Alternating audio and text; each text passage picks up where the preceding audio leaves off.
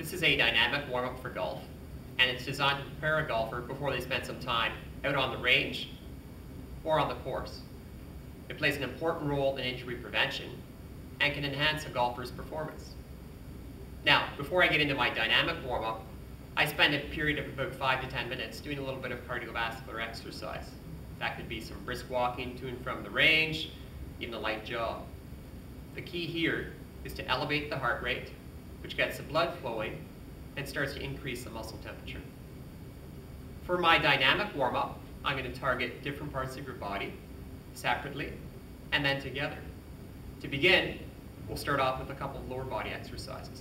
This first one is called an A, or a high knee march. The key here is to stand nice and tall.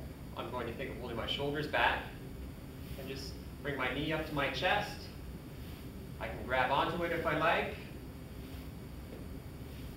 And I'll walk back and forth. This could be done on the range or in the clubhouse. I like to do about 10 high knees per side. Another exercise is called a C, or a butt kicker. With this exercise, I want to keep my knee pointed straight down and just bring my heel up to my butt. This is starting to stretch the muscles in the front of the leg and hip, and starts to wake up my hamstrings.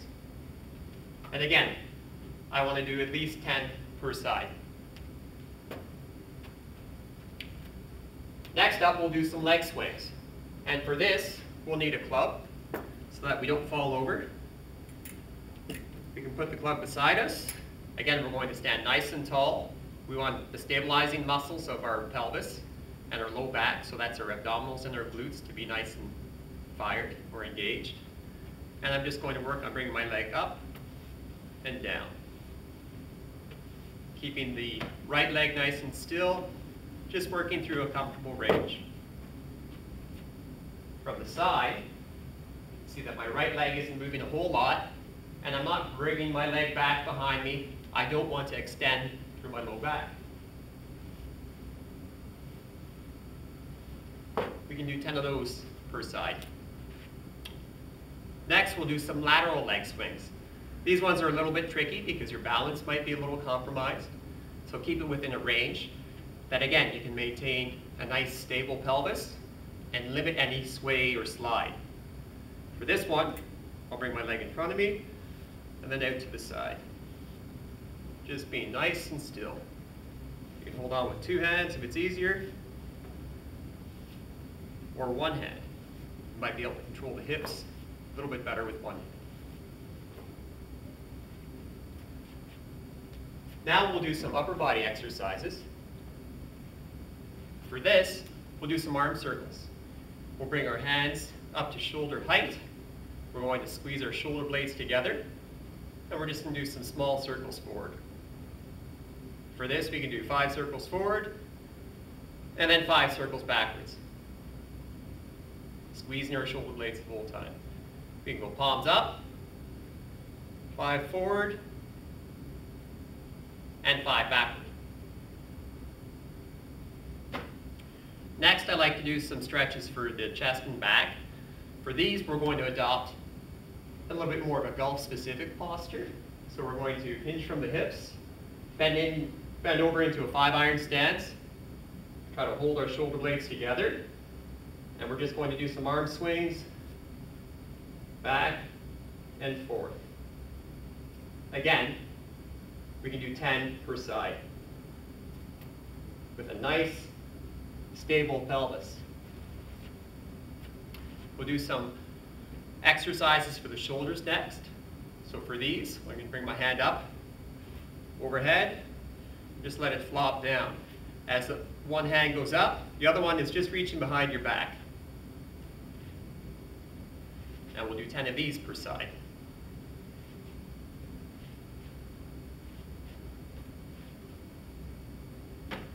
Next, we'll grab our club again, and we'll grip it just slightly wider than shoulder width. We'll do some exercises for the wrists. So we'll flex and extend our wrists 10 times up and down. Hands are at shoulder height. After that, we'll do some wrist rolls. I like to grab the shaft of the club pretty close to the club head, and I'm just going to rotate my wrist, or pronate and supinate it. We'll do 10 of those per side.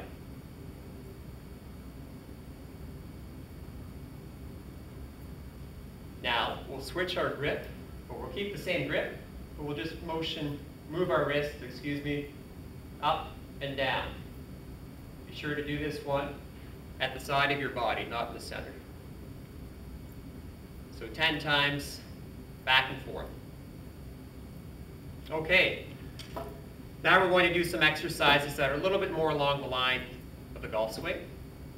We'll adopt a shoulder width or hip width stance. We're going to have a nice and solid base of support. Our pelvis is nice and stable. We'll grip our club just again, slightly wider than shoulder width. We're just going to move back and forth. Initially, we can just move our arms, then we can move our upper body while keeping our lower body nice and stable. And then we can move our whole body. Now we're hitting the hips a little more. Again, we can do this 10 times. Finally, for our trunk rotations, we're going to make it as golf specific as we can. And we'll do this as though we're a left-handed golfer and a right-handed golfer. We'll start off with our opposite way of golfing. So I'm a right-handed golfer. I can pretend I'm a left-handed golfer. What I'm going to do here is try to create that separation that we so desire in our golf swing. I'm going to go into a backswing and then or downswing. But we'll do this 10 times. Trying to work on my sequencing. So looking to fire my hips first, then my torso. Okay. Now I'll pretend I'm a right-handed golfer. Sorry, that was a right-handed golfer. Now I'll pretend I'm a left-handed golfer. So now here, I'm going to go back and fire.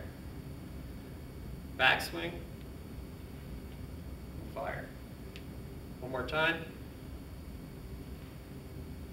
Okay. The last exercise we'll do, it's probably one of the more challenging exercises. It's a whole body movement. It's a squat. It's a front squat if we like, or an overhead deep squat if you're really looking for a challenge. We'll maintain that shoulder width or slightly wider than shoulder width grip. Feet will be shoulder width apart. And as I go down, I'm just going to elevate my arms. I'll do this 10 times.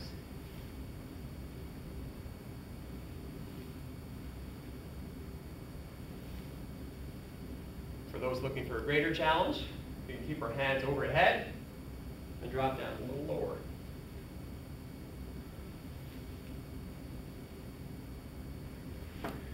I don't know about you, but I'm starting to get a little bit of a sweat going. I think I'm ready to hit some balls now.